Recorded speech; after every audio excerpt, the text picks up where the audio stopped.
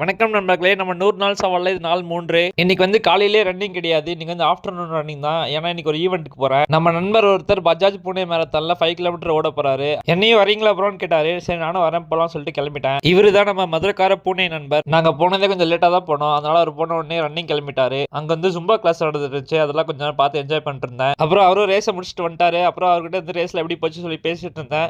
ஆனா இன்னைக்கு சரியான கூட்டம் வந்திருந்தாங்க. புனே இன்டர்நேஷனல் மேரத்தான் ஓடும்போது கூட வந்து ரொம்ப கூட்டம் அதிகமாகலாம் இல்லை. அப்புறம் அப்படியே நம்ம கிரவுண்டுக்கு வந்துட்டோம். ஏன்னா அவர் ஓடி முடிச்சிட்டாரு. இனிமேல் நாம ஓடணும்ல 10 கிலோமீட்டர். அதுக்காக தான் வந்து பார்த்தா நேற்று நான் கிரவுண்ட்ல ஒருத்தரை பார்த்தேன்னு சொன்னல. அவங்க வந்து நமக்காக ஸ்வீட் கொண்டு வந்திருந்தாங்க. ரொம்ப ஸ்வீட் கேரக்டர் அவங்க கூட அப்படியே கொஞ்ச நேரம் பேசிட்டு இன்னைக்கு நான் ரன்னிங் வந்து ஸ்டார்ட் பண்ணிட்டேன். கரெக்டா 11 மணிக்கு மொட்டை வெயில்ல ரன்னிங் ஸ்டார்ட் பண்ணேன். சரியான டீஹைட்ரேஷன் இன்னைக்கு. Distance 10 kilometers.